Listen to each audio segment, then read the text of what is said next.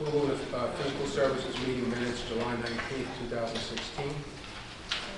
So moved.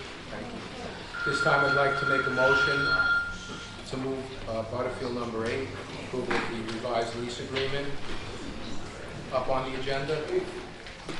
I'll second. All in favor? Thank you. At this time, we have before us the approval of 4 amendments to the lease that has already been signed regarding the Butterfield project. What I'd like to do is have the legislators have an opportunity to speak, and then we'll open it to the public. We'd like to have the public comment be within a 2-minute time frame. There's a lot of people here that would like to speak this evening. And we're going to address the names that are on the sign-in sheet accordingly. So at this time, legislators. Yeah, thank you. What would be a good idea now is I would like to have our County Attorney Andrew Negro just basically give us the highlights of the 4 amendments to the existing lease. Good evening, respectfully through the chair. Basically, the amendments to the lease agreement, which was previously approved by Resolution 107 of 2016, were spelled out at last month's Fiscal Services meeting and tabled at the last full meeting. They haven't changed since then. The only requirement that has changed in the resolution that's before the legislature presently is removing the contingency on the funding agreement from ACI Senior Development Corporation. With respect to the amendments that are contained in the lease agreement, basically the amendments provide for, 1, the county will pay an additional $61,000 additional rent payment during year 1 of the lease. In exchange for that, the landlord will provide additional work services as part of the tenant landlord's build out of the demised premises. An additional 2 water lines for domestic water and fire protection, additional HVAC services, basically HVAC units on the roof and HVAC work to the premises, additional upgrades to the electrical facilities, the control panel, the electrical panel coming into the facilities, and prepping, doing site work for a propane tank that's basically going to be located servicing the demised premises.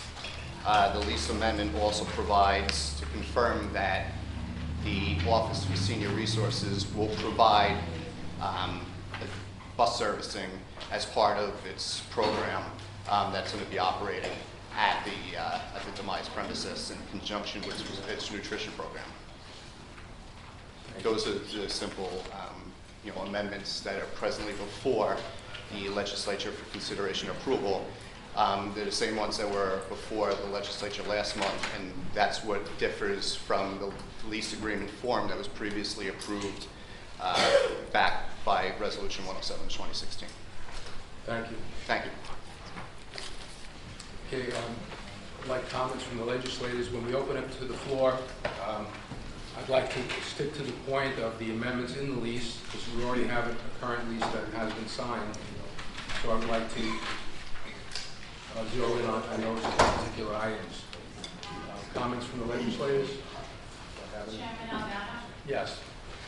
Legislator LeBeau. Thank you. Can Andrew and I go, can the attorney go back up to the podium?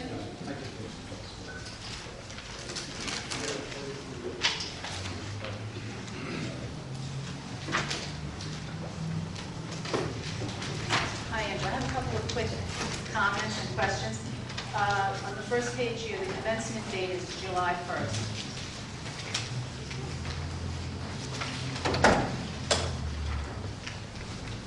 It's July 1st or upon completion of the landlord's work in the premises. So that means we begin paying the lease on July 1st? No, the lease would commence upon the completion of the landlord's work at the premises. Okay. Next question I have is, just bear with me 1 second, because I'm not on the table. Some notes here. I don't see the charges enumerated for the sewer system.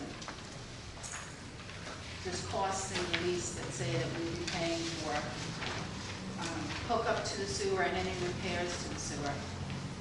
This is a pre-existing building, correct? Yeah. So the water charges and the sewer charges are already established? I'm not following the question. There are CAM charges as far as the lease is concerned. If there's water and sewer charges within the tax bill, those would be apportioned appropriately pursuant to the CAM and tax portions in the lease.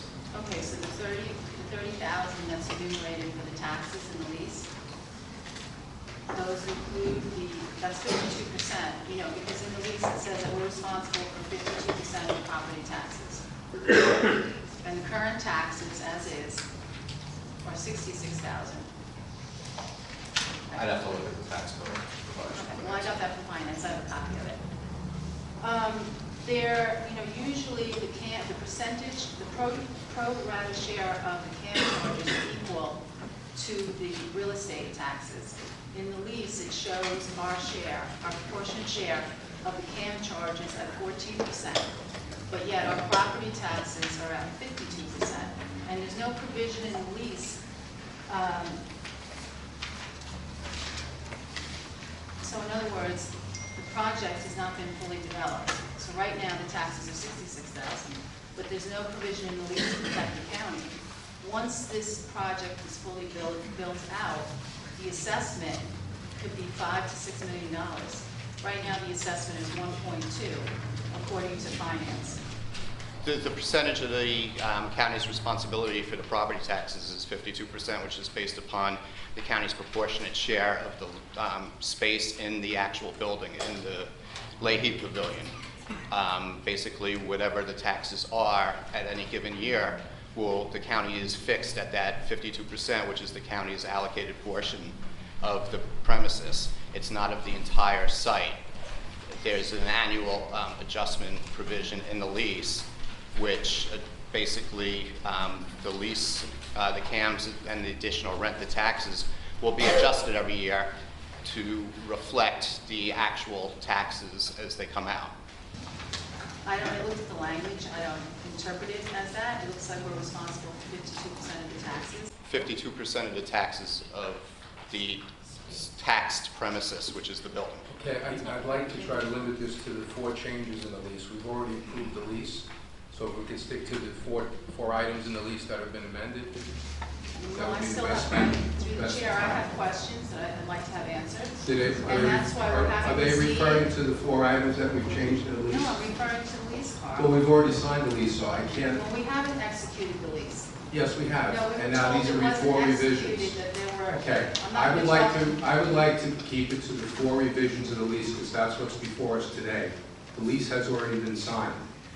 So if we can stick to those 4 items, that's what we're going to vote on today, to move to the floor or not. Well, I don't agree with that, because we were told. I know the you don't lease agree, wasn't but that's executed. what's That's before why us there was today. additional I don't want to amendment, Carl. rehash things that have already been Well, why established. not? This is public information. Everybody drove The here. public information is out. You There told are us last week Deanie, that. I'm you're running this accommodating. meeting, I and realize I will that, run this Carl. meeting. I would let you speak all I- night on the I 4 thought you items were in before favor of us, open and and that's what we're transparent here government. to address tonight, because that's what's on our agenda. So I would like to stick to those 4 items that we're going to decide on tonight. The rest of the items in the lease have been decided on, and it's been signed.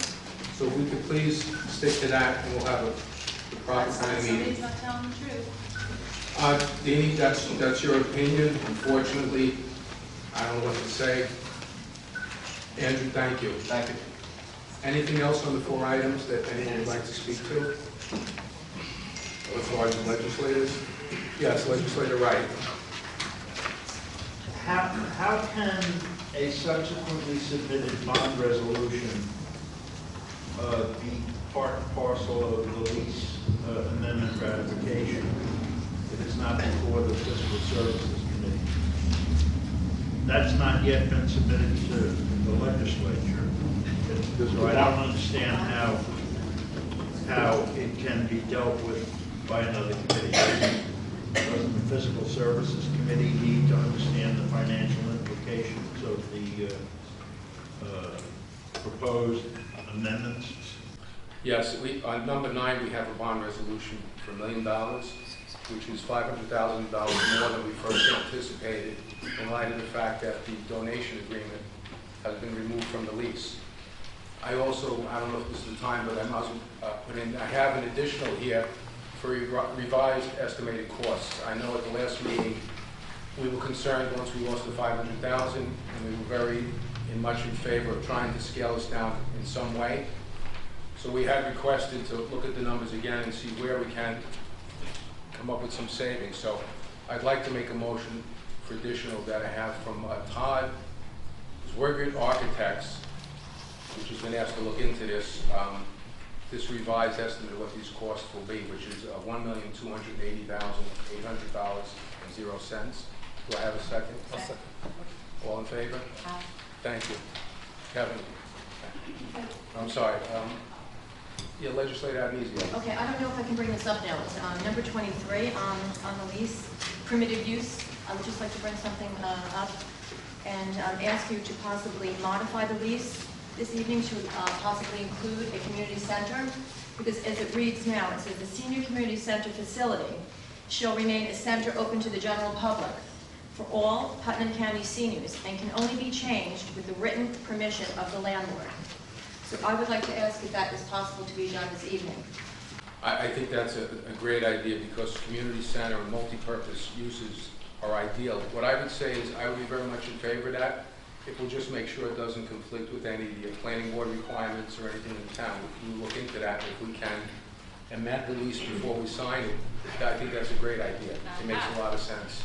So we could look into that. Yes, Legislator Wright. So, you referred me to item 9, and I again looked at it, but I see that to be only a memorandum indicating that a bonding resolution will at a future date be presented to the legislature. So I renew my question. How can the Physical Services Committee pass on the propriety of the lease and any amendments without full consideration of the bonding resolution? Well, I think we would need a lease first to be able to bond. But we have a commitment and then we would. No, see, well, I'm sorry, state your answer. If we need the lease first before we can bond, that would just be contrary to the way I'm accustomed to doing business. I would want to know what something costs before I purchase it, and part of the cost is always your borrowing expenses. So I just find there to be a gap in the process. I think you need a bonding resolution in order for it to be properly before this committee to consider any full and final determination on the lease. Again, I would just point out that there's 4 revisions to the lease. We've already committed to the lease and have signed it. The bond resolution will be the next thing on our agenda, and then I'm going to probably make a motion on that, not probably, I will be making a motion to reduce that bond amount in light of the new estimates of the center, but we'll address that when we get to number 9. Excuse me, through the chair? Yes, Just Legislator. one question, thank you. If in fact the lease was signed, how come it's not attached here?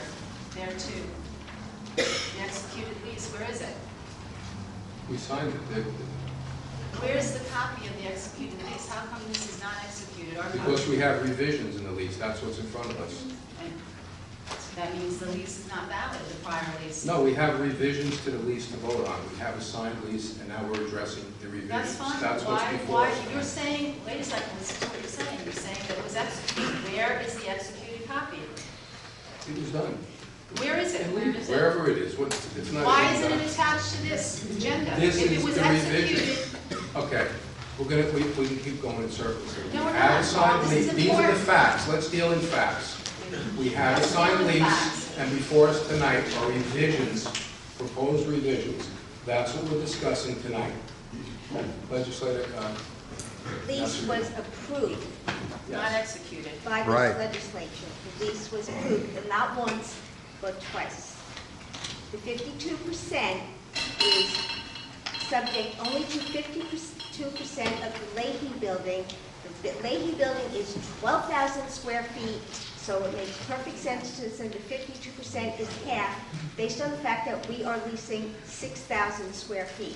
So I think it's important for people to understand what this looks like and what the numbers reflect and why they reflect. It sounds very grand, but it's only subject to the building. A 12,000 square foot building. It's 11,500 square feet. Well, that was an approximate sum up. Thank you. Other legislators, any comments? Legislator Johnson. I'd like to go back to Tony Ananisio's question. I know in the very beginning of this project, that was the vision that we all thought, that this would be a community center. There's plenty of time when the seniors aren't using the center that we could use it for other purposes. But when we went before the Cold Spring Planning Board, they were very leery of having it called a community center because they were afraid of the parking. Even though the parking, people that came in for other uses, seniors would no longer be there. But that's always been my vision. And hopefully, after the seniors are in and we're all operating nicely, that'll be something we can revisit with Paul Valero. Thank you. Okay, I guess at this point I'll open it to the public. First name on this is Donna Anderson.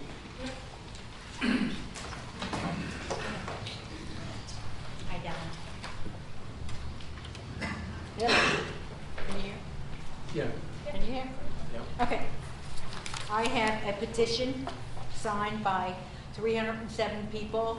This is done within a day and a half. We just got it day before yesterday. So I will read it. We, the undersigned, implore the Putnam County Executive, along with the members of Putnam County Legislature, to continue the implementation of the senior center at the Butterfield site in the Lahey Pavilion. Currently, approximately 30% of the population of the town of Phillipstown are over 60 years of age. By 2024, 35% will be over the age of 60. The current senior center is inadequate to address the population. We have witnessed many failed attempts to address the need for a senior center to provide nutrition, socialization, and wellness programs for the seniors who reside in the northwestern side of Putnam County. We urge the county to continue efforts to complete the current plans for the 6,000 square foot center at the Lahey Pavilion. Thank you. Thank you. Richard Shea. Richard Shea.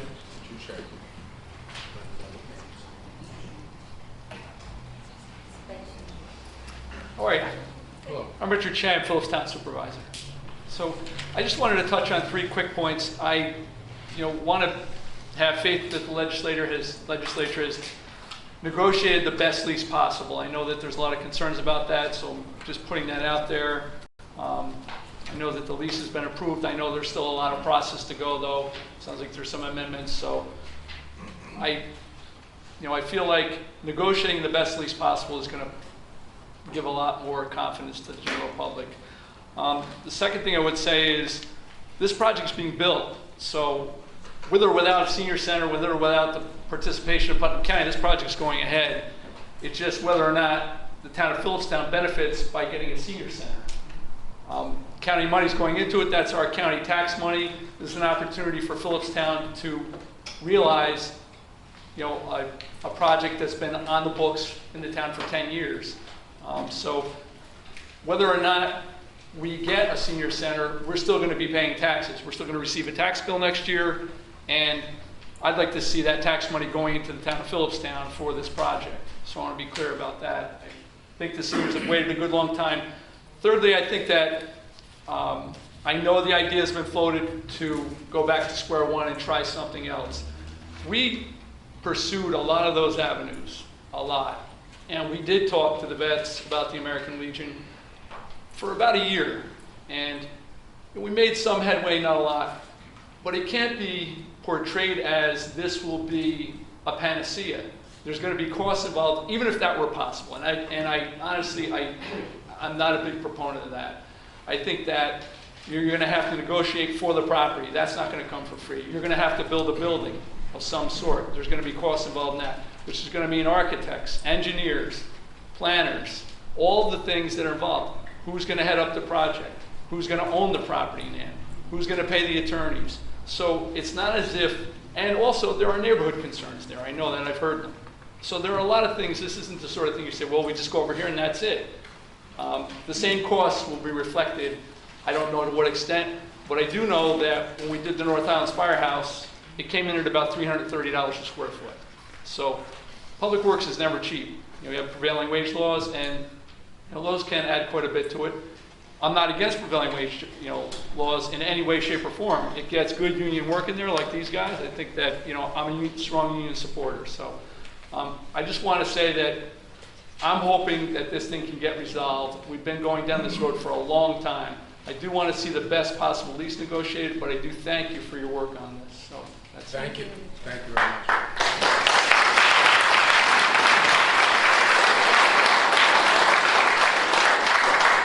Lourdes Lafer. Also, when you come up, if you could just announce what town you're from. Thank you. Lourdes Lafer from Cold Spring, New York. First, I'd like to say that I am completely in favor of providing our seniors with a center. But as per the lease, the senior center will cost taxpayers $4.5 million for the 15-year lease, which includes $30,000 in annual property taxes and the estimated 1.5, which I know you modified today to 1.2 for the renovation. The comparative analysis for the Kohler Senior Center demonstrates that the cost for that senior center at the end of a 15-year term is $5 million. If one were to do a net-net, at the end of the 15 years at Butterfield, we would have nothing to show for our $4.5 million. We would be re-entering a lease. As opposed to at the Kohler Center, where the building would be, at that point, paid for. I think that this lease deal is good for the developer, but lousy for the taxpayers. And I think that the trend among the legislature has been to purchase, to own the buildings, not to be paying taxes for a property, and certainly not to be spending money on leases where you're putting money into his building. At the end of the day, when he goes to offer it for sale in 15 years, which I believe is the first time that that is an option for the county, you'll be paying him for the improvements that we as taxpayers paid for. It doesn't make any sense. I also have a couple of comments to read from some neighbors. First is John Plummer of Cold Spring. Legislators absolutely must be more fiscally responsible and transparent, full stop. This entire process has been shrouded in secrecy, deception, and intransigence. If Putnam County is serious about getting a senior center in Phillipstown, it's time to act like responsible adults and do honest work to make it happen. Excuse me, can we just stick to the 4 items on the agenda, because that's really what's before us this evening? That was the end of that statement. Thank you. Jerry Rednitsky of Mayapack. This lease, negotiated in secret, as seems to be the practice of the county executive and the legislature, is outrageously expensive for the facility and the terms of the contract. If so many Putnam residents can see the pitfalls of this lease, why can't the county legislators and the county executive? There have been too many instances of the legislators following the lead of the executive without doing their due diligence. The senior citizens deserve an appropriate center, and the county should seek to buy an existing site that would involve less cost in the long run and openness in the process. No more secret deals and no more political favoritism. I have one more. Shelley Gilbert, and this one is really brief. Do they address the 4 items on the agenda, though? That's what's before us. It's one sentence. I'm signing because I believe in democracy, and as a tax-paying citizen, I deserve a voice in decisions that affect my taxes. Thank you for your time. Thank you.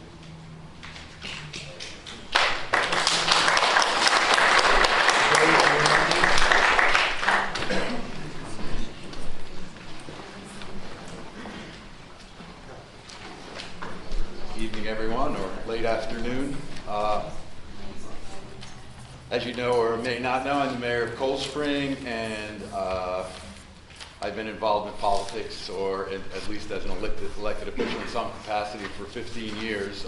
School board, the town, and I'm a town board also, and now as the mayor. So I'm saying that just so that you know that I know my constituents pretty well.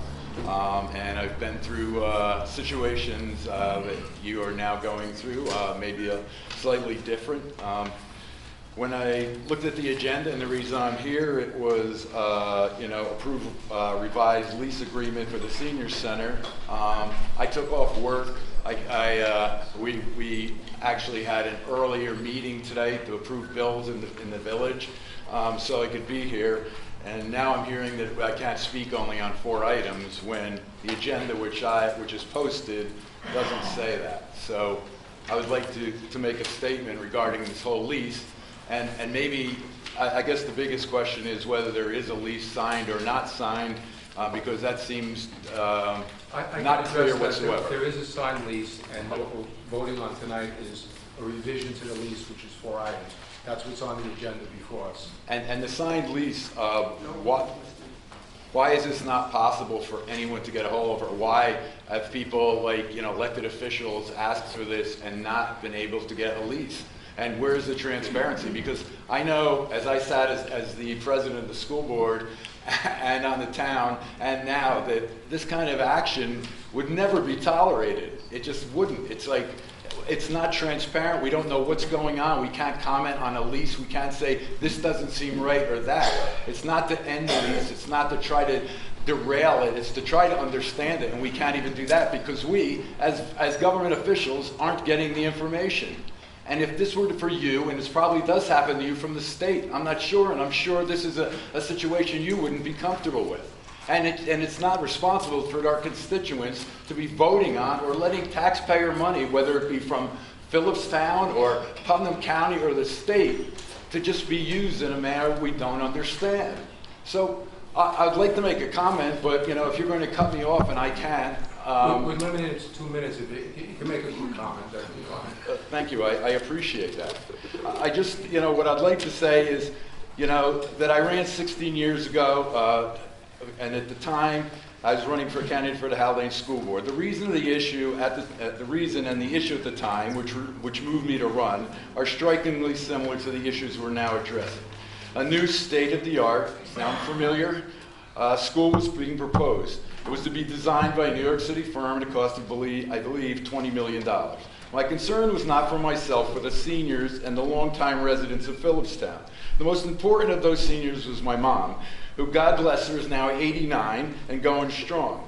My father had recently passed away, and my mother was living in a house they built together and raised their family. It was the American dream minus the white picket fence.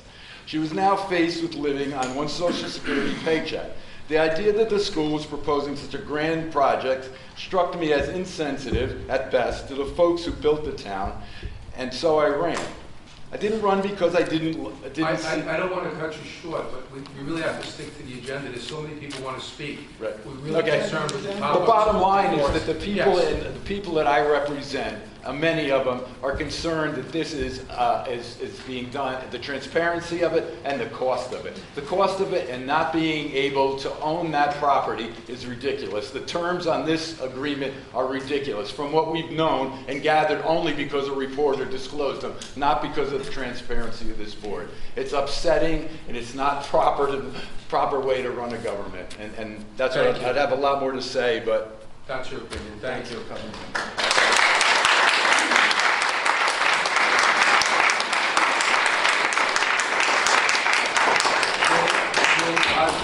Hope. Oh, thank It's you. okay. Happens all the time.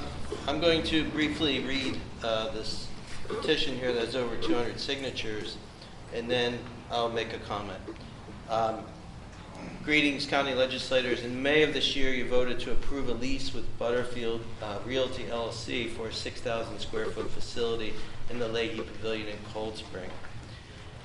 The use of the space is poorly defined in the lease, and thus some of the terms are clearly not understood. So if there's errors in fact in this petition, it's only because the facts aren't clear, or the terms of the lease aren't clear to the public. So the terms will bind Putnam County taxpayers to poor business terms for which we will be financially liable for at least 15 years. Similar to the now scrapped Roger Ailes donation agreement, the lease with Butterfield seems to be intentionally withheld from public scrutiny. And like the donation agreement, the full cost, financial risk, and potential liabilities of the lease to Putnam County taxpayers are unknown to us, your constituents. Thanks to the Journal News, we've gleaned information from a draft of the lease they recently published. We have concerns we hope you'll address and resolve in public before any action is taken on the latest version of the lease. The lease terms we have seen require taxpayers to pay the landlord no less than $3 million over $16,000 per month over its 15-year term. This is no less than $3 million for single-use facility that isn't yet built. Single use until we hear that it might be community, but then that's not in the lease. The lease which is signed, but the lease that is signed but has revisions to be signed, which is not an actual lease. So it's very confusing just to hear you guys talk, because we don't know what you're saying. Okay? One problem, $6,475 per month in rent set to increase 2% every year. $4,475 per month in common area maintenance charges have increased 3.5% every year. 3, 52% of the county property taxes on the entire 7 acres of the Butterfield property. We hear, then we hear that it's not, because we hear that it's not. But how do we know? Is it because you shared the lease with the public that we know? No, that's not clear. Once again, as with the Ailes donation agreement, the legislature seems to be representing private interests over those of taxpayers, which is something we have to glean only because we don't have any transparency to think otherwise.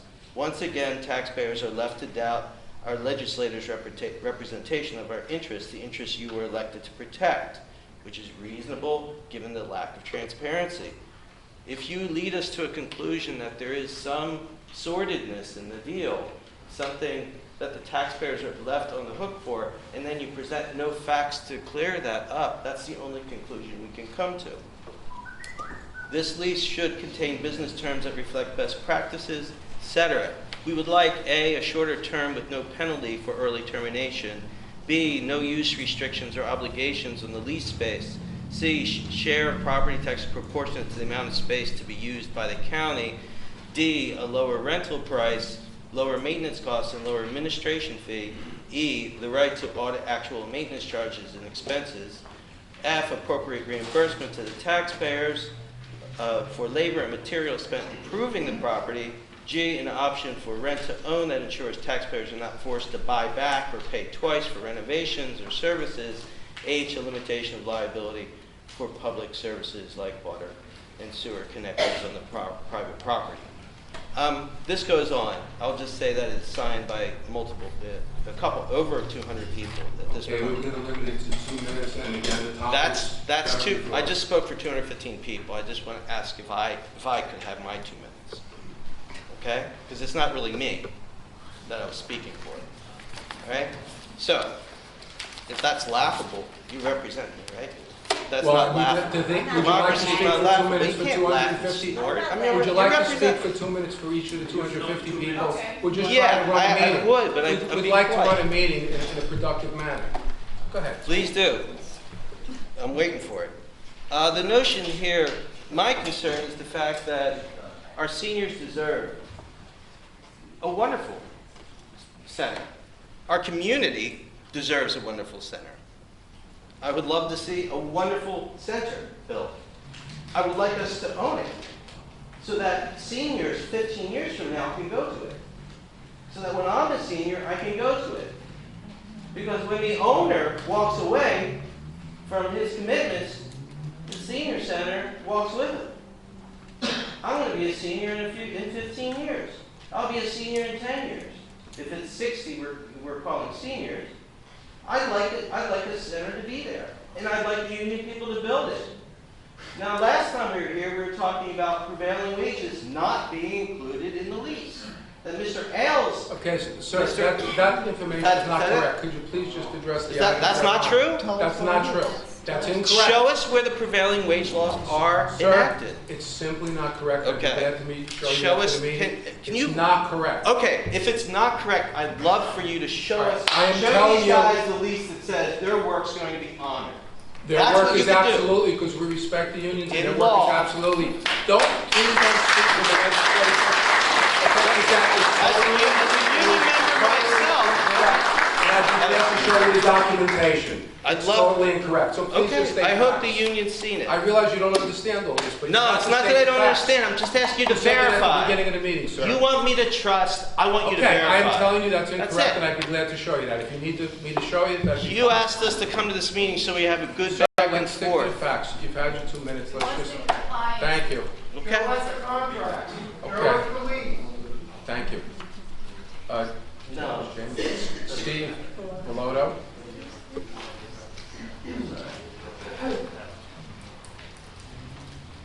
Good evening. My name is Steve Bellotto. I'm a village trustee from Cold Spring. I have a couple letters here from taxpayers concerned about the apparent willingness of the county to overpay for this project.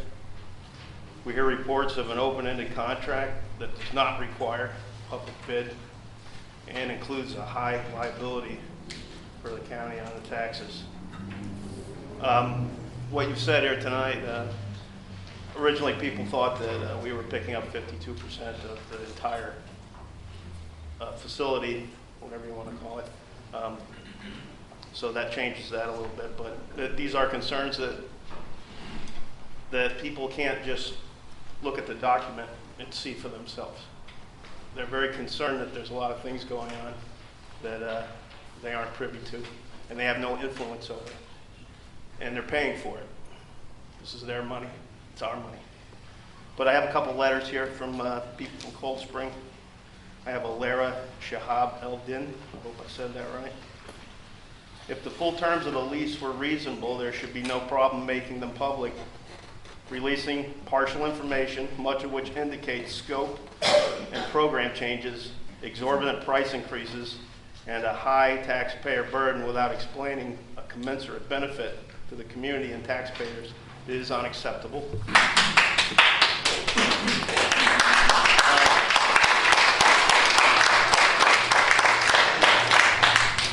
And this is a letter from Jeff Ty. And it's a little wordy, so forgive me.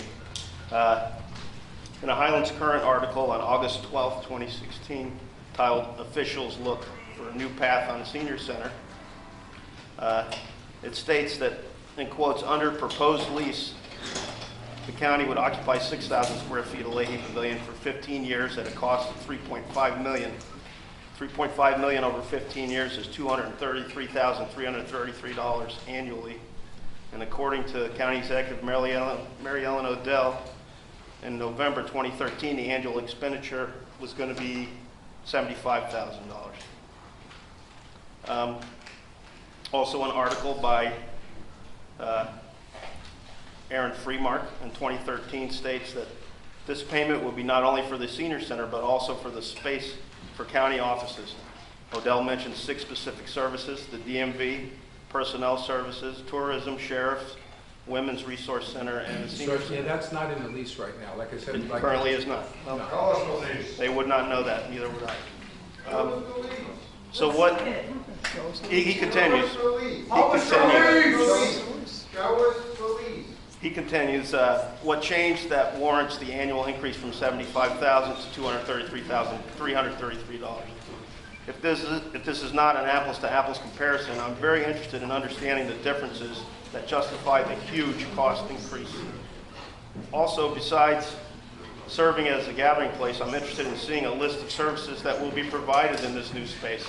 and why these services cannot be provided at the current senior center or at the American Legion Hall building on Cedar Street. I'm certainly in favor of providing improved services to seniors. I would just like to understand what the services are and what the cost will be. Thank you.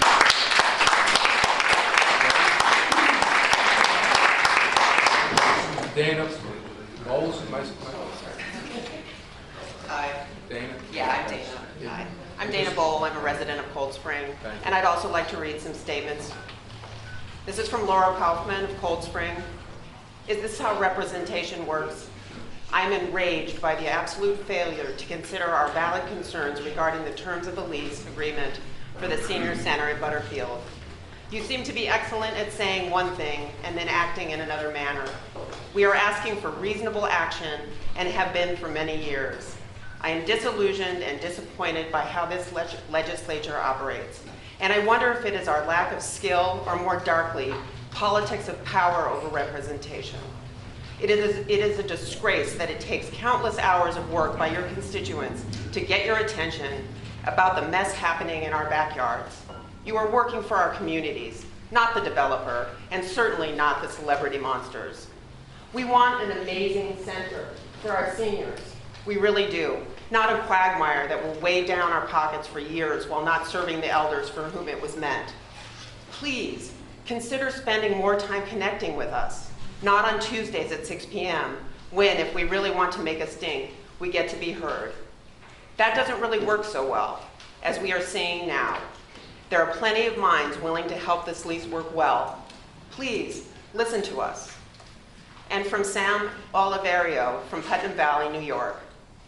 It is important to provide services for our residents that are financially sound and not an added burden to our taxpayers. With the cost of Tilly Foster ever rising, the county surplus being rated to balance the budget, and the unending lawsuits that seem endemic, the county must not enter into this deal without further due diligence. The senior center can be built and owned by the county at a much cheaper and less controversial cost. And finally, another short one by Scott Frommer from Golden's Bridge. This appears to be a very bad deal for us, the taxpayers, and a sweetheart deal for the developer. Thank you.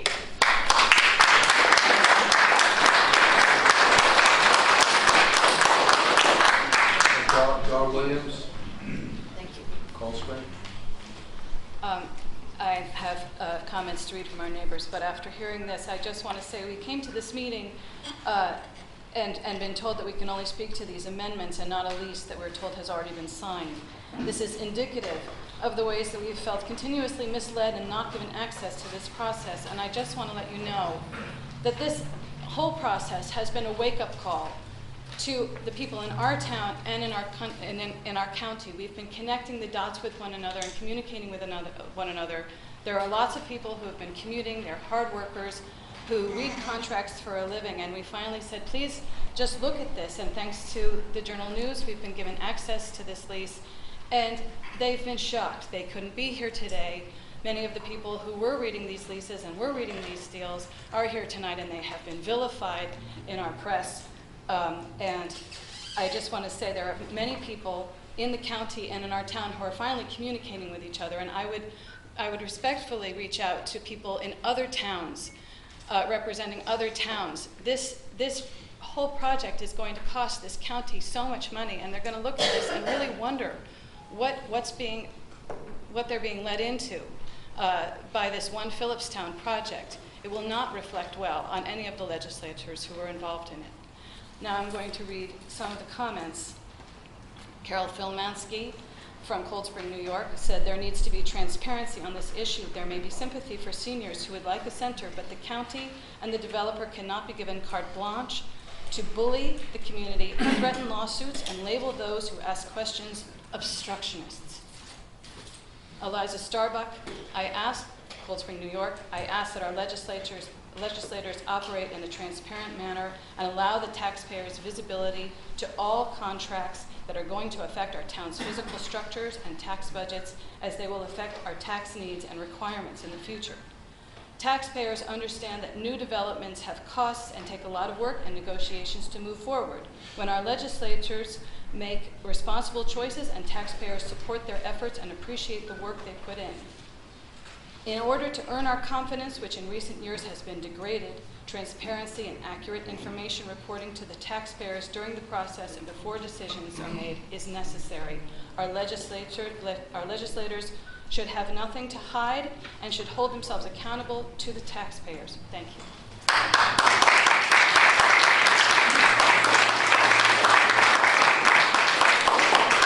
Again, I'll just remind that we're going to try to limit it to 2 minutes, and again, the issues before us, the 4 changes on the lease, because that's what we are voting on tonight. Thank you. Marie Early? Yes. I'm reading some letters from residents of Putnam County. First, Jackie Willard-Zach says, we as taxpayers expect transparency in business dealings that affect our community. It has taken far too long for information about Butterfield to be made public in a manner that can be understood both in the present and in the future. Judith Rose, Cold Spring, I would like the county to consider the unfairness of us paying a larger than reasonable portion of the property taxes. Rudolph Rausch, Cold Spring, I want to know the terms of the lease, the tax consequences of the arrangement, and why it's in the interest of the taxpayers of our community. Stephen Rose, Cold Spring, the financial terms of this agreement are ridiculously burdensome to the taxpayers. Michael Mirapol, Cold Spring, we will never know if this is a good deal for the taxpayers without a full description of the benefits and costs of the project. Cynthia Katz, Carmel, New York, it's time to make the best deal for the taxpayers, not simply the landlord. Lastly, Kathy Franco, Stormville, New York, it would be nice if the elected officials would be honest with the taxpayers.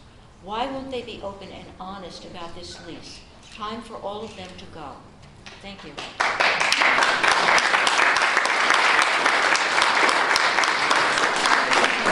Shirley Norton?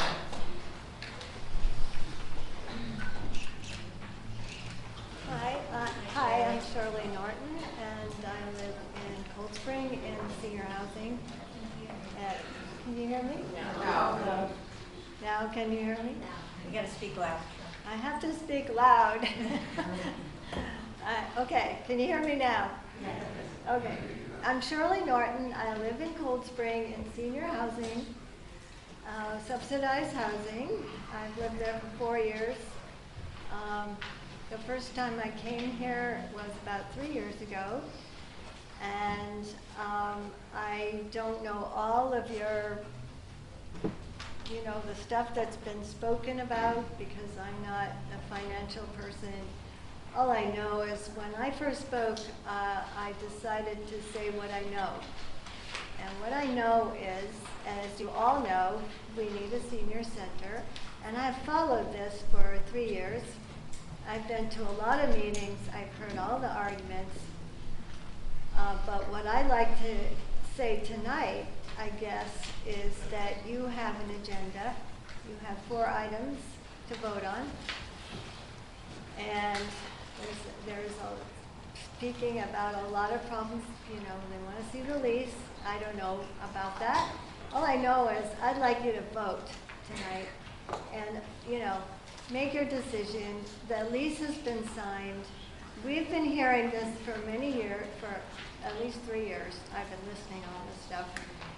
And we've had seniors die. We just had one lady die this week who could not make it to the new senior center. And we're just really, as a senior, and not all this stuff about the lease and the taxes and everything, I trust my legislators. If they voted for the lease, then I trust they know what they're doing. We voted for them. And I would like to see you get on to the vote now of why you're here and why we're here. To say, please do this and get back on target. We want this as soon as possible. So thank you very much for all your work and everybody's work.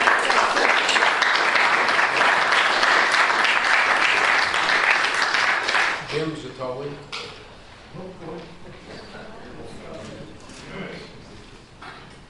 How you doing? Jim Zatoli, Mayor Pack. I've been a Putnam County resident since '68. You know, I just got up here and I just found out about this about an hour ago in the parking lot. You know, I don't know what this lease says, and you know, I don't know the particulars of this, but I do know that these people here have been paying taxes for a long time. You know, you got to take care of them.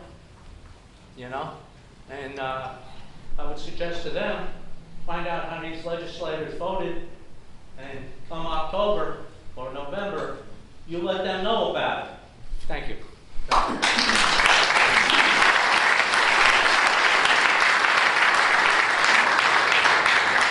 Patricia Sheehy.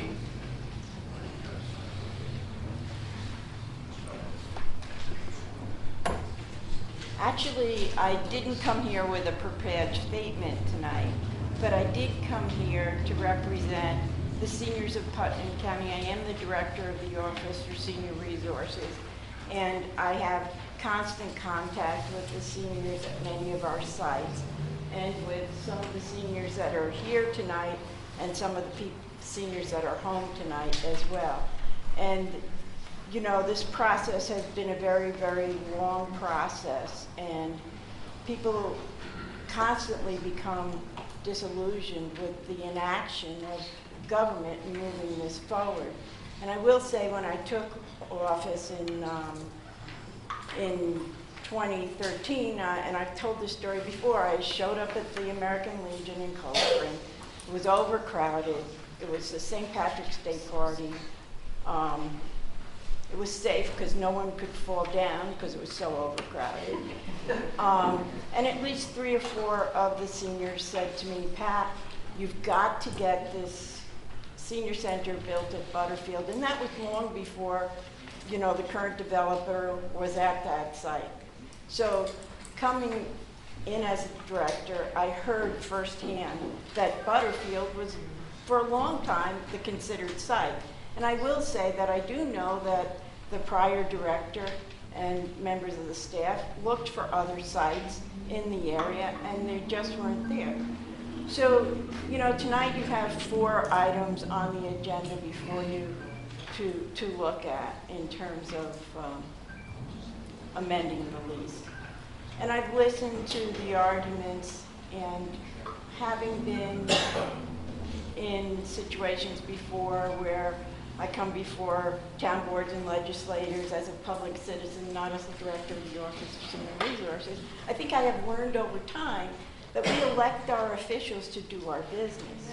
And while we are entitled to a level of transparency, I think when we get down to the belief that somehow or another, as leases are being developed and negotiations are going on, that I should be sitting at the table as a public citizen looking at what the lease said and breaking it apart, we would never accomplish anything. So we do have to trust in the legislature and our elected officials to do the right thing for us. And I think, as somebody said before, if you don't do the right thing, then, you know, I think it's been said before, elect the blanks out. So, I think on the same token, if people don't do the job that they've been elected to do and move processes forward, then, you know, one has to question about their fitness. So, I guess I just want to really say that, you know, we need to move this project forward. It needs to be done in a way that's responsible, and it's very easy to poke holes in things, and it's much more challenging to move forward and to do the right thing. So I know that there's a lot of people behind this project that really do want to see it happen, and I think it's the right place to do it, and it's the right time. Thank you. Thank you.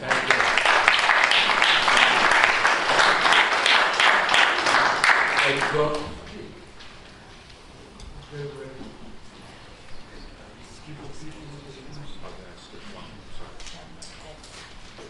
Ed Cook, Mahopac, New York.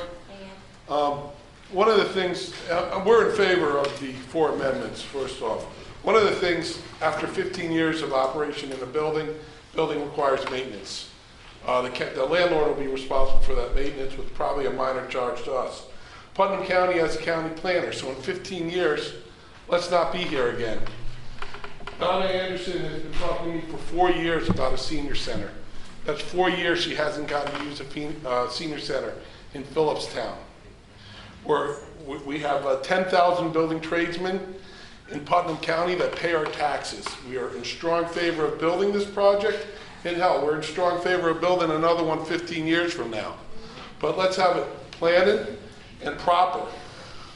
It's an important project for our seniors. It's an important project for the west side of the county. So with that being said, we'd like to see this project move forward finally. And the leases will be public. And hopefully, at which point, I agree with Brother Zatoli, if you don't do the right thing here, then we should vote you out. Thank you.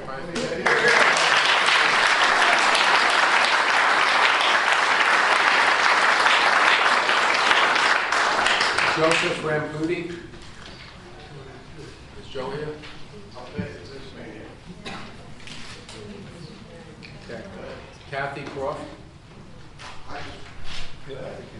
Oh, Joe, thank you. Yeah. I just would like to know why there's such a problem just for these people to see this, the contract.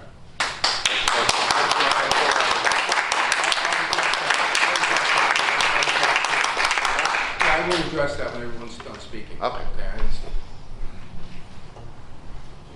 Kathy.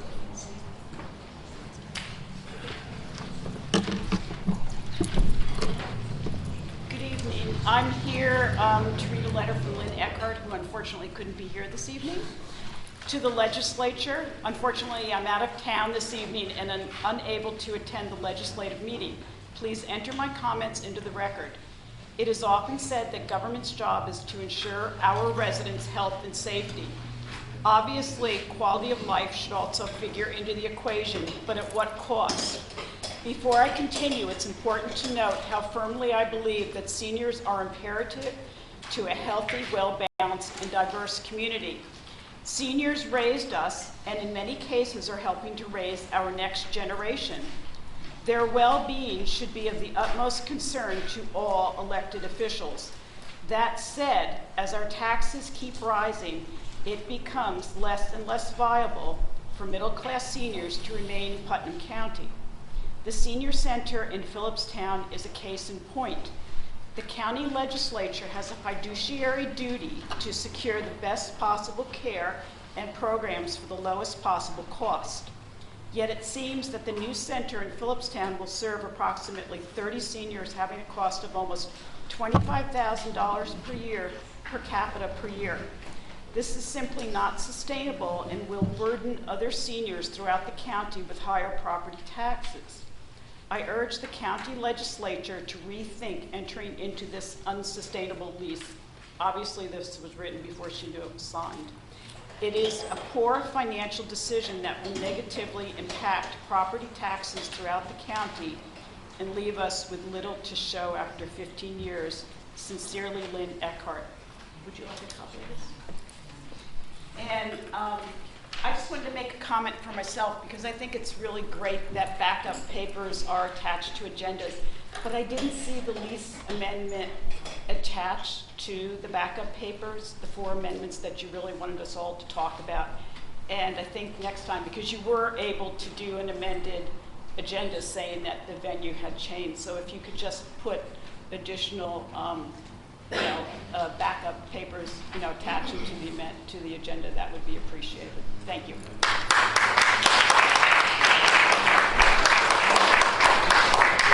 Montgomery.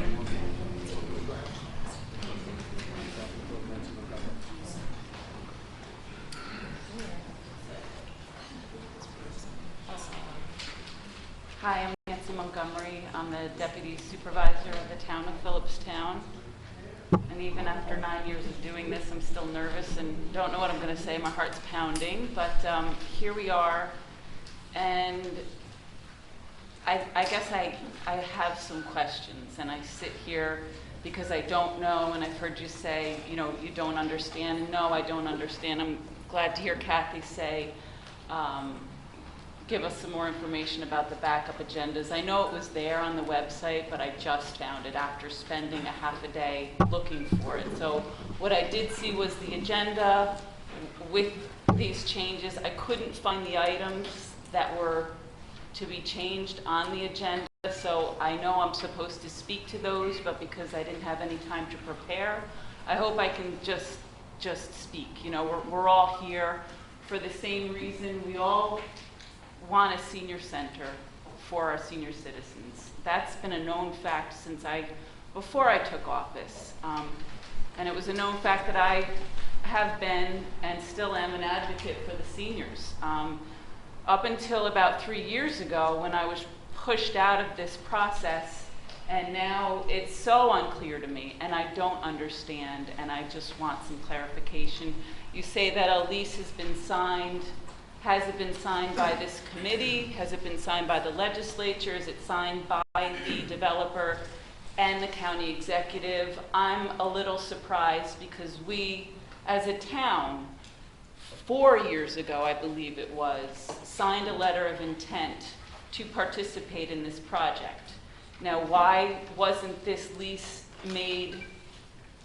given to us for our attention as elected officials? You know, I understand Pat doesn't think we need to pull apart as public citizens what you as legislators are doing, or would I even feel that way. Sometimes I feel like maybe the public is micromanaging me, but I'm an elected official. I signed a letter of intent to participate in this project, and I have no idea what this lease is about. The mayor and the village of Cold Spring, I think before this mayor took office, the previous mayor signed a letter of intent. Did they receive a copy of this lease? Do they know what's going on? And in regard to what happened in the past, what you were on the brink of doing just last week and signing a donation agreement that would have put these guys out of work. And I believe you were prepared to sign that donation agreement just not more than a week ago. So, here we have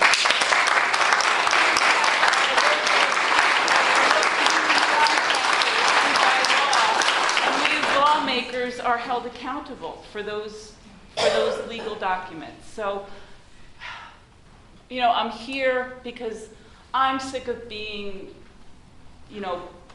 I'm sick of the finger being pointed at me saying I don't want this project to happen. I'm sick of standing up here in front of you saying you're not doing your job. We can all do our jobs. We can make this happen. I think we will. But we need to come together and speak to each other. I don't want to be pushed out of this anymore. I want to sit down with you. I want to sit down with the seniors. I spoke to Sandy Galiff at length today. We were at the point last week where we would have possibly lost that dormitory grant authority money. I mean, where would that have gone if the lease went forward the way it was proposed? And how will it go forward now? And Sandy's working very hard to make sure that money stays in place. I heard at our town board meeting just a couple of weeks ago, it was very unfortunate that we lost this donation with all of these strings attached that would have put these guys out of work, that would have, put a name on a facility that was just, incomprehensible. But where are we now with that? And I think, that's what we're all here trying to find out. Again, when this happened last week and the donation was taken away, I'd heard from legislator Scoot Chamara that $250,000 was found. So it's my understanding that all we have to come up with now is $250,000, and that was made clear at the town board meeting. We have immediately $250,000, in response to losing that $500,000. So now all we need apparently is the $250,000. So can we move forward and find that money? I know the Office of Senior Resources just received a grant for $323,000 for at-home health care. I know that can't be used for a senior center, but there's money available in all different forms. This $323,000 grant that you just received, what does that say for my community? How are we going to see that? Are we going to see that in the form of more transportation to our seniors who are at home? How can we incorporate that into the senior center? Actually, we should talk about that. I'm not aware of that. Oh, well, you received it. I believe you received it from the state. I can find the information now. Did you apply for a grant from the state for more at-home health care? I think you might be talking about a regular money that All right. comes to it. I think we should Okay. stick to the agenda. Well, you know, I know we should stick to the items, but we were unaware of those items, so I hope you take that into Well, that's what's consideration. before us this evening, yeah. Okay, well, Thank you. the Thank you. public's here to speak of other things.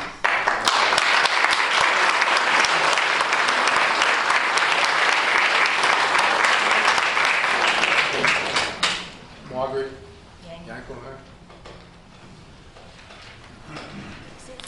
I'm Margaret Yanko Haynes. I live in Phillipstown.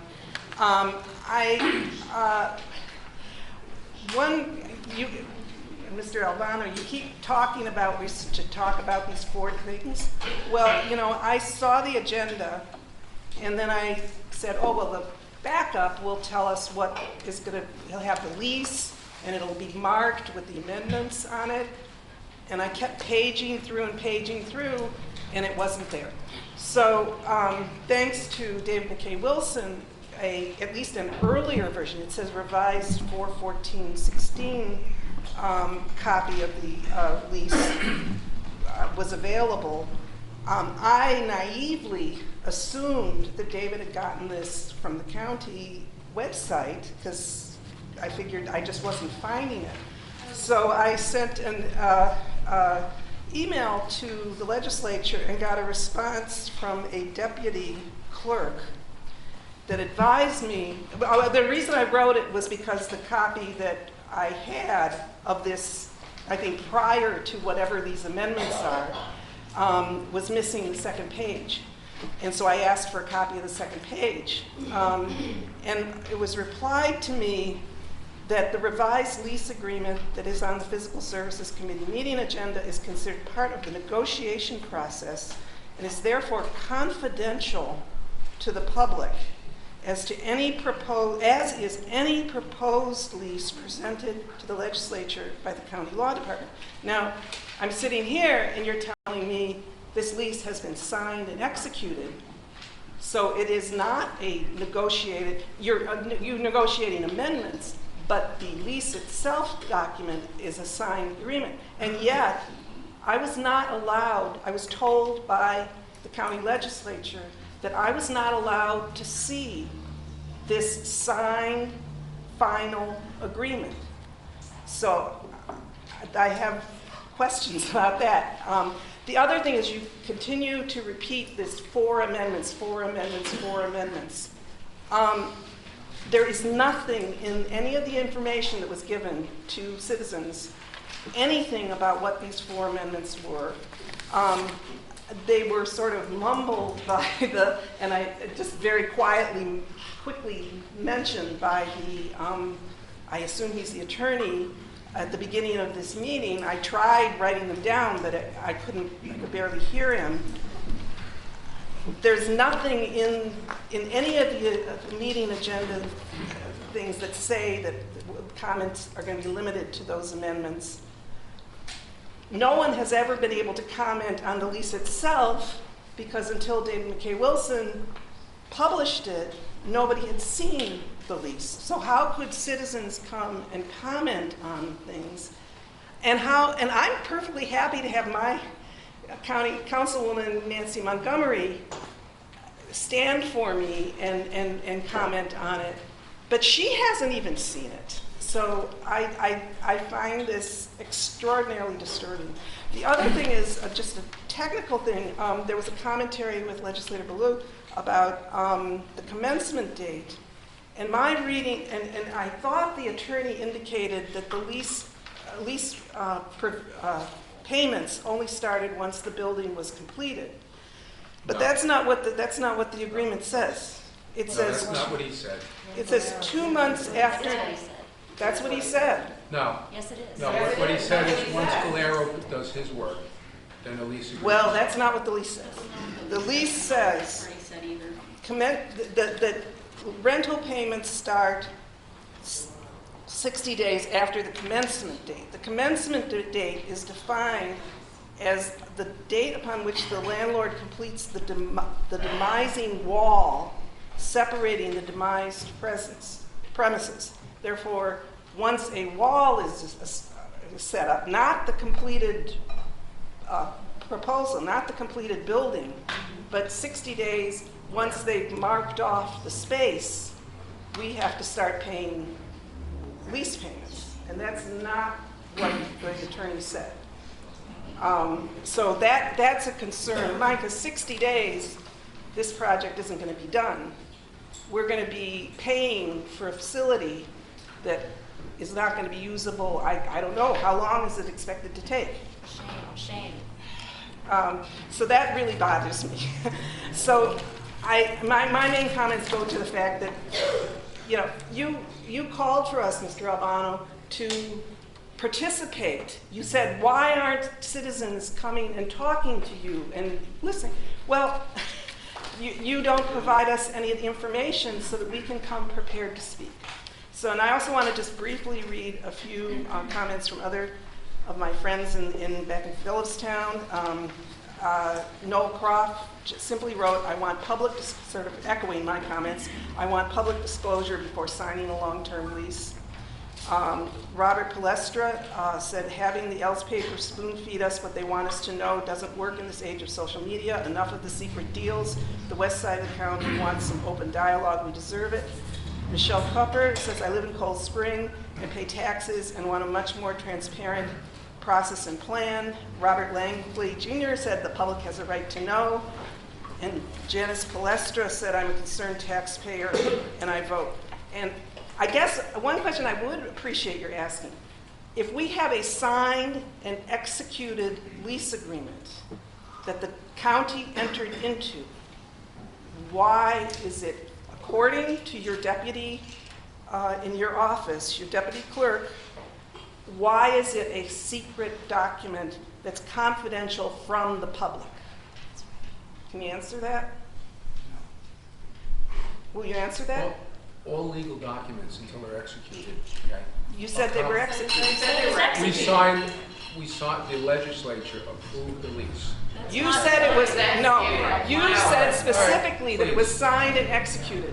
Yeah. I didn't say it was executed, I said that we've signed the lease, and tonight we're here to review amendments to the lease per public comments. Well, how will it get executed? After these amendments are put into place or not put into place, then we'll go to the next decision. What's the next decision? Finalizing this whole process. How do you finalize the process? Okay. So you're saying you finalize the process and then you ask We have a lease that's signed and we're amending it by the legislature. The 4 items that we're amending is we've removed the donation agreement, which is what the public wanted. We've adjusted some of the things with regard to work to be done by the landlord. Which has increased the cost of the project by $60,000. It hasn't increased the cost. What happened is we moved the cost to the landlord and we will reimburse him for that because he can do it more effectively at a better rate. And we added the So we've added $60,000, which now we're going to. We had to do those improvements. It was determined that the landlord could do that a little more efficiently. He owns the building and would be able to handle that part of it. So basically, we're paying for what we would have paid for anyway, but he's going to handle that. And the only other thing was the transportation we addressed as the town board requested. Who's going to supervise the landlord's work once we give him this money? This work is going to be done as we go along. We're going to be supervising the whole project. It's just not. It's $61,000 of this total project. An agreement approved by the legislature is confidential from the public. Any legal documents that we are reviewing before they're finalized are confidential. If we opened them up to the public, what would we have? You'd get people making comments about what. That's never been done, and that's not done at other meetings. These documents, these are legal documents that have to be reviewed. They could be disrupted and go in 100 different directions. Isn't you're saying public comment is disruption? No. What I'm saying is a legal document is confidential, okay? We review it, we decide. This is the way it's always been done. Well, maybe every legal should document, change. we have to invite a room of attorneys to review that. Nothing would ever get done if the public was involved with every legal document. Okay, nothing That's will the way ever it's get been done up if till now. you, with your attorney, negotiate a document and then publish it to the public so that we can have a meeting and people make comments and you write down the comments and you go back and say, well, this one sounds like a great idea, let's take it. This one is not a great. That is not allowed in this county, is what you're saying. No, once the document is finalized, the public will see exactly what it was. But once Unfortunately, if the documents are reviewed, okay, before they're finalized, what happens is you get information reported that is inaccurate and misleading. And then you have people very concerned about this inaccurate, misleading information. For example, the tax is 52%. Actually, sir, it's unclear the way it's written, I and understand documents it's can unclear to some. well, sometimes people pointing out that it's unclear makes it possible for you as our representatives to tighten up the language so that it's not unclear. I go by our attorney's advice. Well, then our That's how it's attorneys done. can get the advice. The point is, what you are saying to me, and I just want to be clear, what you are saying to me is you want citizen involvement, you want comments from people, you want us to come to your Yes. meetings, but we won't be able to know what kind of agreements you're entering into until it's already been entered into and therefore it's too late. Right. There is a process. Right. You said right. Yes, there is a process to where we get to that point. We've reviewed this for many years. We've discussed all the You've terms of this reviewed lease it, but at no every one from- meeting. But My- the meetings my- have been open just as this meeting is open. My We're at deputy the final supervisor stage. has not been able to She find out doesn't work anything for the county. This was a county decision. This was She's a my county representative. decision. I understand that, and this will all be public, and then any information that people don't understand will be explained.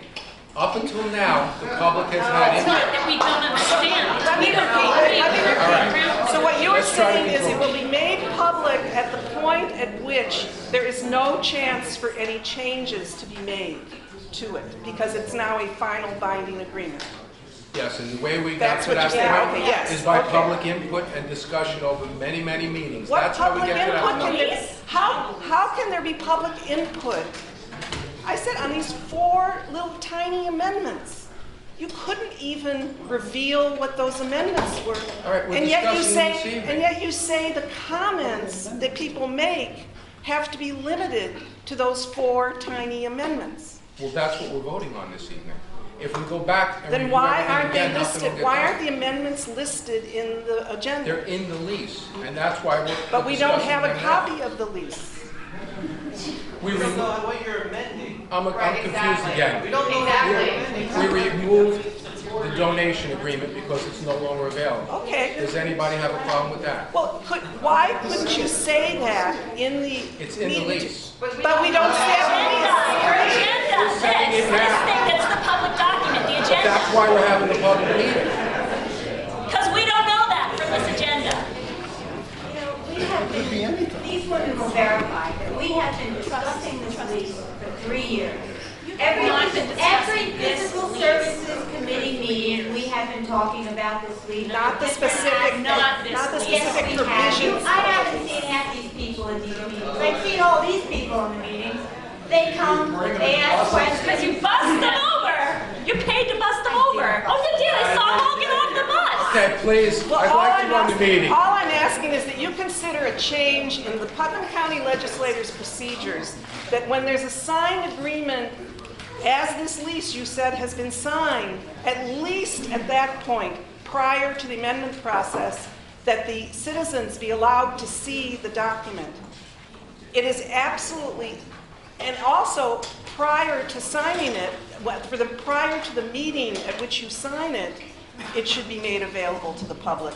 That's not micromanaging, that's citizens knowing what's going on with their government. This is our money being spent. Procedurally, that has never been done. Legal Okay, documents. procedurally has never been done. I am asking as a voter in Putnam County that the procedure be changed, and that from now on, if the county is entering into major agreements like this that are going to cost millions of dollars, that there should be at least a 10-day period or something where citizens can look at it, where my town board members and village trustees can look at these documents and make comments.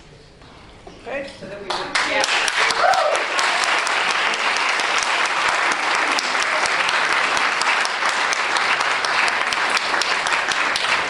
Carmel Bryant.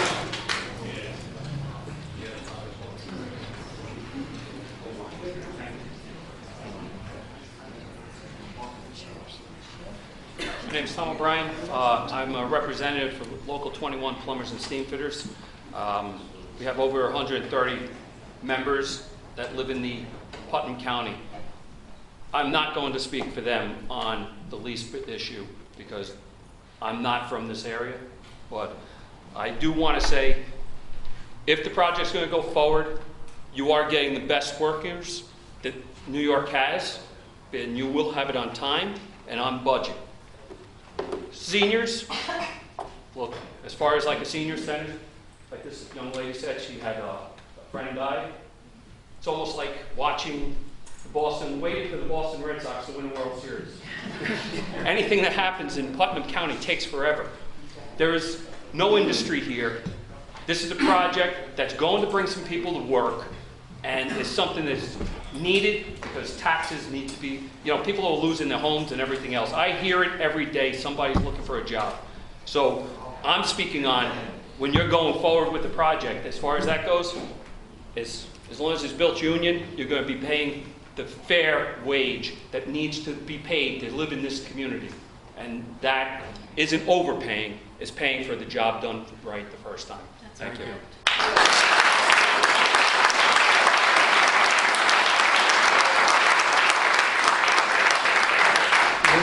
Osborne. That's me.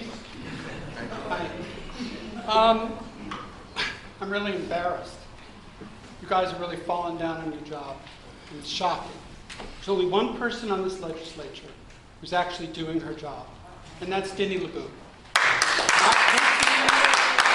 Thank you, Dinny, for all your hard work, and you keep pushing it.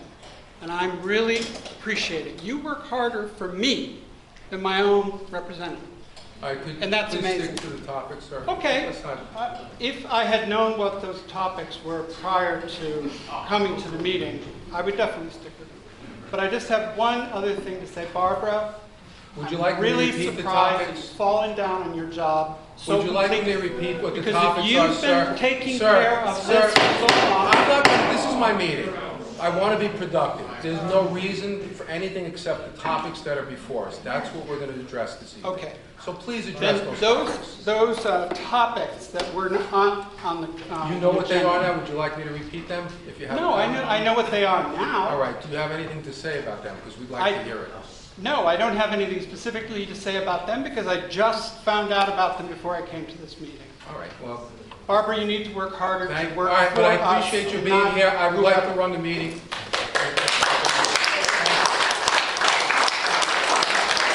Stephanie Hawkins. All right.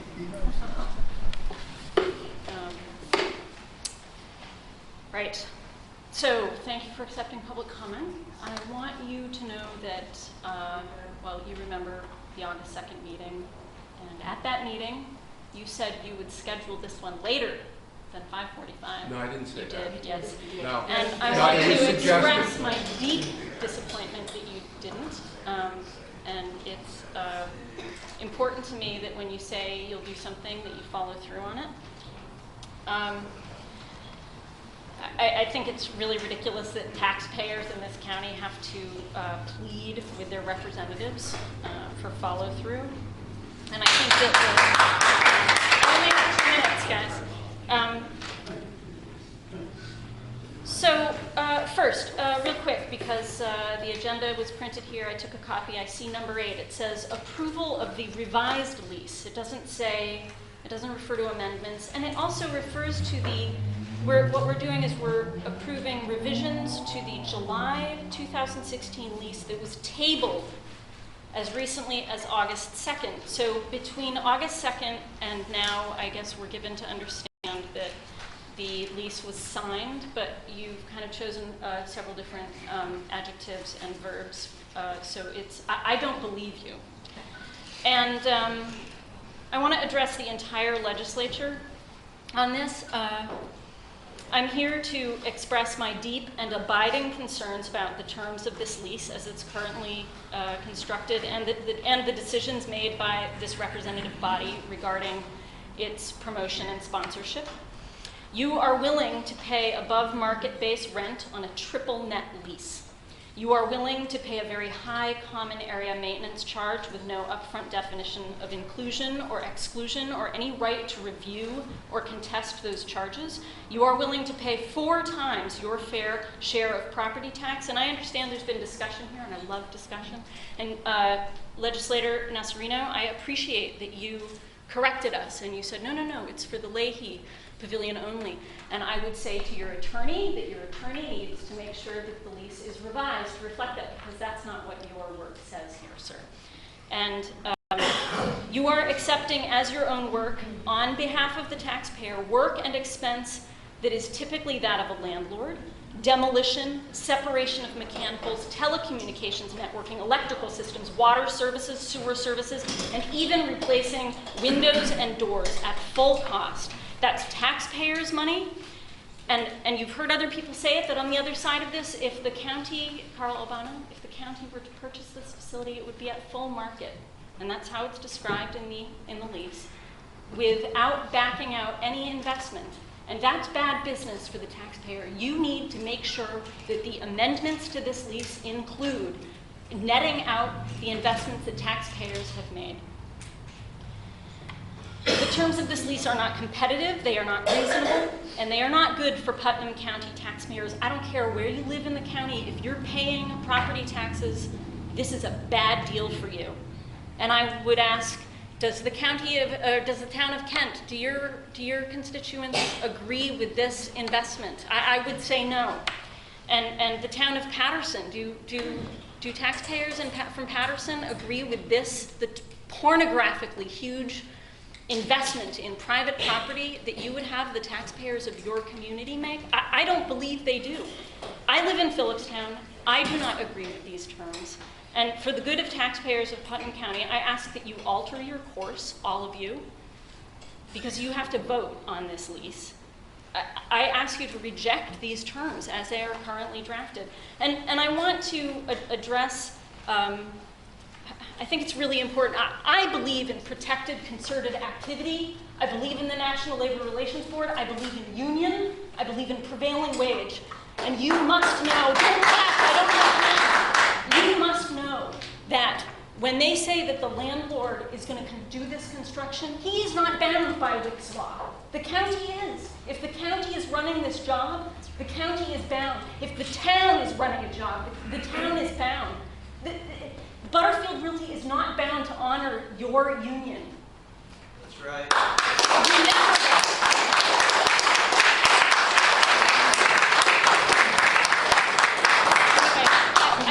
I also want to say We're that going to try to stay to 2 minutes if we have other people to speak. I want to tell you that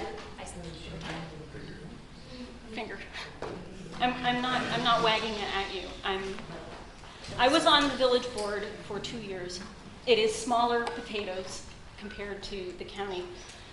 On August 2nd, and I did it here again. I thought I would stick to reasonable calibration, and I get worked up.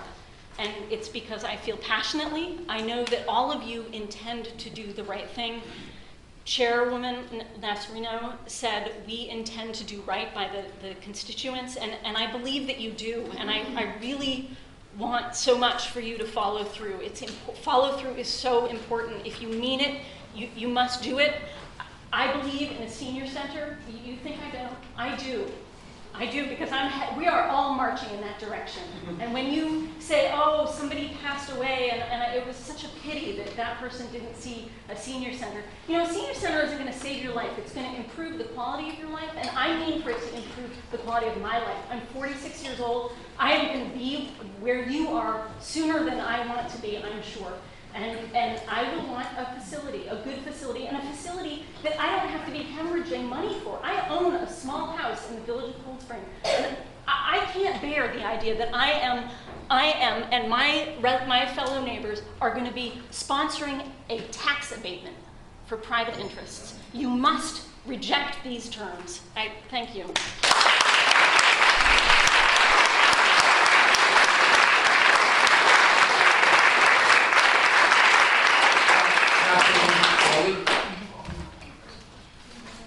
Foley, Village of Cold Spring. Margaret, I'm really interested to hear that you got a response from the clerk's office because Mr. Lahey foiled the lease and received no acknowledgement.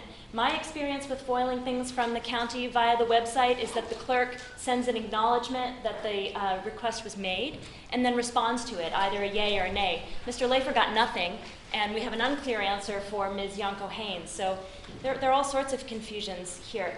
The director of the Office for the Aging said, she was talking about trust. And the thing about trust is that it has to be earned.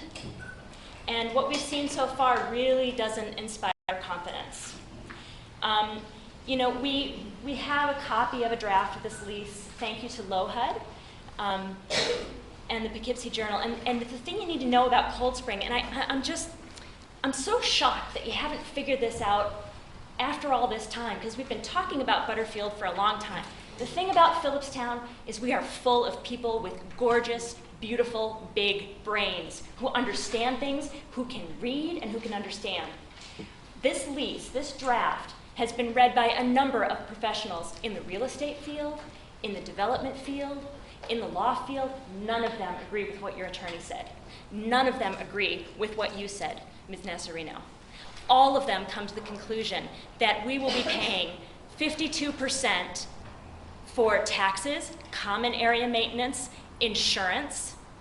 So I really want to know that the lease is correct. And if there is enough question in the minds of people who know more than I do, I really hope you know what you're talking about. And I'd like you to demonstrate to the taxpayers that you do, because I'm not convinced. I'm going to read from 3 neighbors, one of whom happens to be a real estate professional, Mr. Bonner, Paul Bonner, and Garrison. It appears that the, quote, rent provision of the 52% of the property taxes is a simple means of providing the developer with a 52% reduction in property taxes in return for providing the county with, in return for providing the county with exactly what? I can see the benefit to the developer, but I'd like the county to explain the benefit that's derived by the taxpayers, your constituents, the people who elected you. Christopher Daly, Village of Cold Spring. Having rented commercial facilities and spaces in a variety of capacities, I can honestly say that this is the most landlord-friendly set of terms I have ever seen. In any circumstance, the possible tenant, the county, public, us, has been duped and hoodwinked into an atrociously one-sided financial agreement. Jennifer Zwarek, also Village of Cold Spring. Seniors in our community and any community deserve excellent public services and a nice facility. Thank you, says Jennifer. Thank you to those who've worked hard to improve both on behalf of our seniors. She's talking about you all.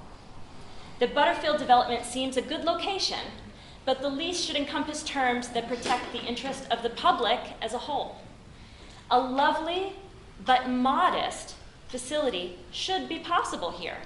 Please renegotiate these terms. And now I'd like to make my own comment. So the seeker process, during the seeker process, the public was led to believe that this development would be tax positive. That was the selling point. That was the line. People bought it hook, line, and sinker. You know, we want to have faith when we're told things like that something's going to be tax positive. And now we're seeing where that falls apart, and how this is not a tax positive process. I raised this question in front of our planning board. I raise it here now. All of this that we are discussing, all of these terms in this lease, all of the challenges you have with busing people and getting them to elevators and figuring out the site plan, all of that should have been covered in seeker, and I question the integrity of every professional who had a hand in the seeker process. It seems like we can reasonably compare the Butterfield project, or at least buildings 1, 2, and Lahey, to a corporate park. If I, as a tenant, take 14% of the square footage, it's fair and standard for me to pay 14% of the associated costs, the common area maintenance, the taxes, and the insurance. It looks like, and I trust the brains who've read it, I really do, it looks like this lease calls for the county taxpayer to pay 52% of associated costs. That clearly is grossly unfair. I ask you, what relationship exists between a landlord and a tenant where grossly unfair is acceptable? This imbalance in the lease begs the question, is the county supporting this private developer as a partner? This isn't normal leasing. No tenant pays almost 4 times their fair share, no tenant. And certainly not a tenant with an attorney. This lease speaks loudly of a partnership, not a lesser leasee relationship. I would like to understand the relationship the county has with this developer. I would like to know how the Physical Services Committee believes the terms of this lease serve Putnam County taxpayers at all.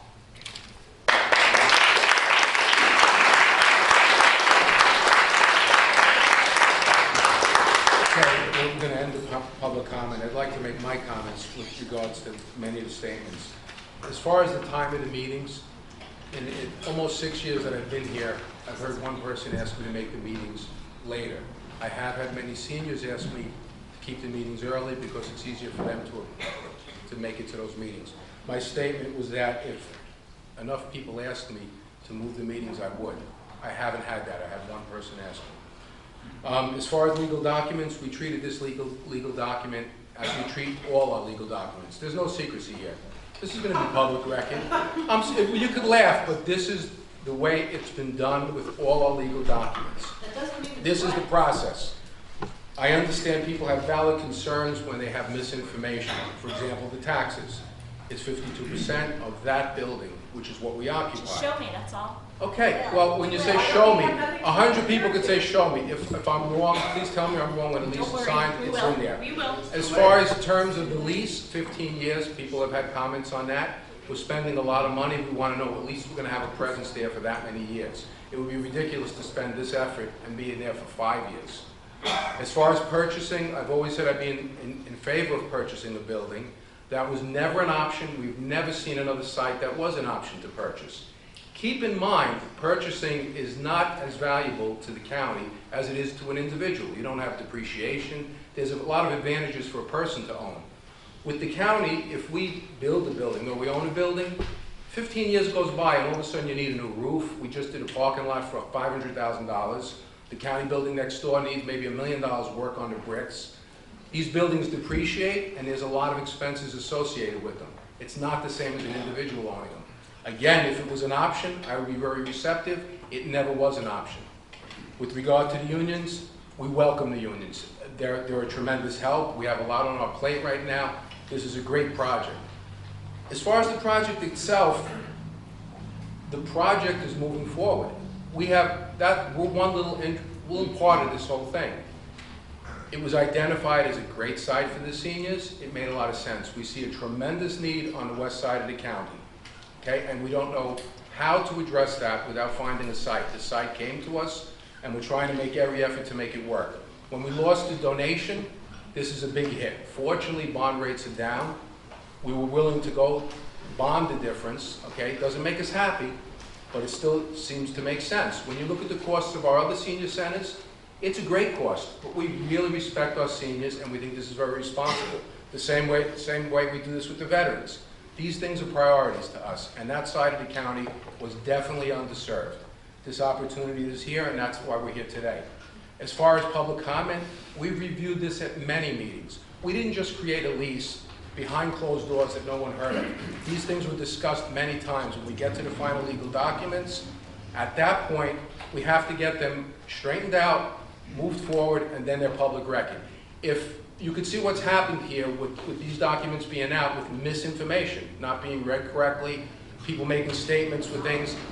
If these things aren't facts, we're going to know. But there's a lot of misinformation that's been reported, and unfortunately, I could see why you're concerned. I'd be concerned too. But they're not factual. We have to get the facts straight.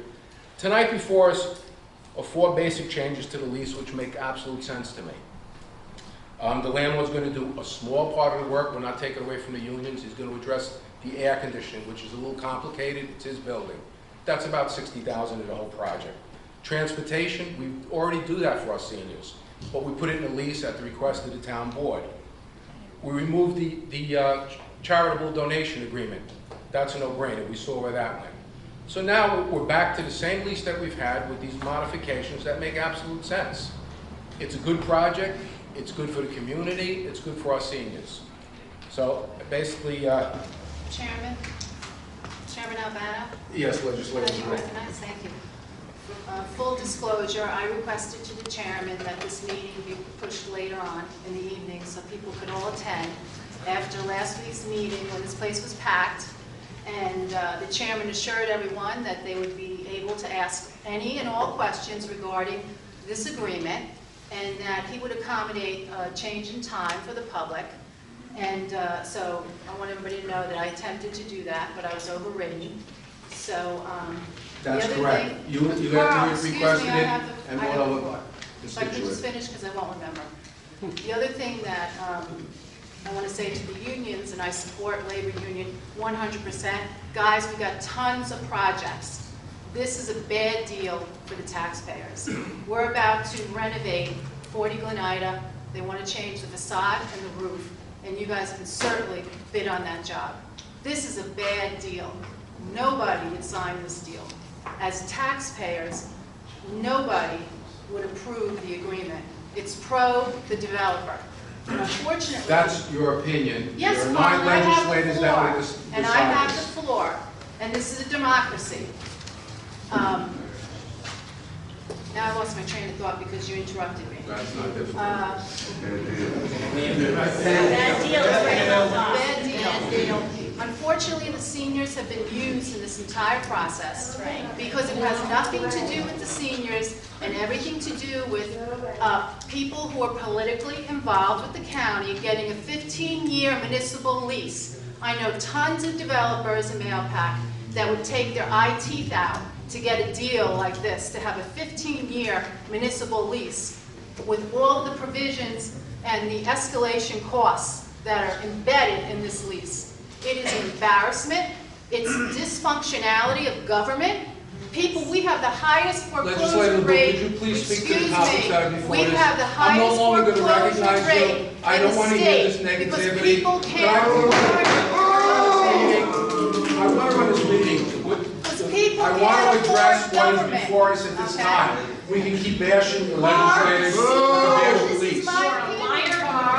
Thank you for speaking that way. Okay, I tell the truth. These are the facts. All right, I'd like to run this meeting. Thank you. Thank you. I'm not recognizing the legislative vote. There's no more negativity here. No There's more an item this is before us. negativity. You're It's ripping off the negative. taxpayers. Could I please run the meeting? I'm the chairman. Could I please run this meeting? Act like you're in charge. Thank you, Deanie.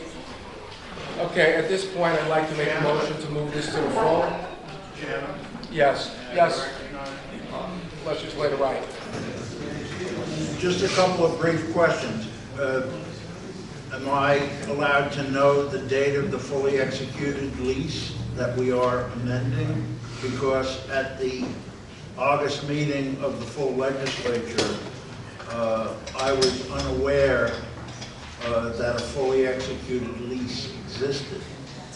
So what's the date of the fully executed lease that this is amending? Andrew, could you address that, please? Respectfully, through the chair, to answer your question, legislator, the lease itself has not been executed by the county executive. It's been approved by the legislature pursuant to the last resolution, and it hasn't been executed by the county executive pending the approval of the resolution before the legislature right now and the incident revisions. Yeah, thank you for that So clarification. there's no, just to correct the record, there is no executed lease. That's correct. It has gone through the legislature, and now the county executive has to sign. Thank you, legislator.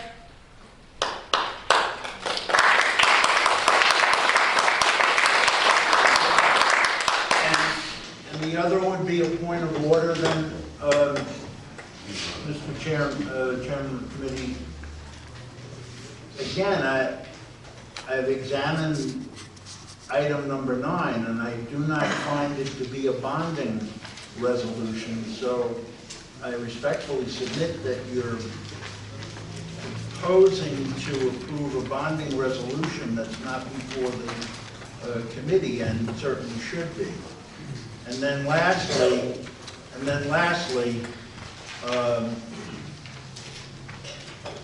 for any resident who came here intending to speak on the matter, to then be told that the matter at hand deals with 4 undisclosed items that are revealed to them when they arrive at the meeting, that flies in the face of any kind of fundamental fairness and due process that I've ever been associated with in 4.5 decades practicing law. And I just think it's a little harsh to tell people when they arrive to speak their hearts that they're confined to address certain items that have been preordained by the committee but undisclosed to the public.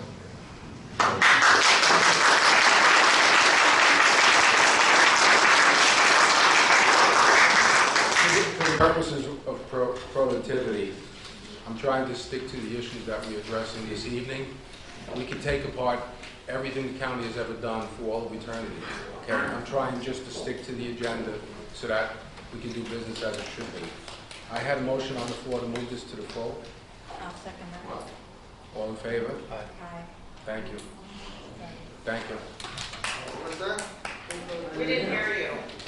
The motion on the floor to move this to the full, and all in favor. Thank you. That'll be the first Tuesday in September. See you then. Yeah. Oh, Hey, Harrison.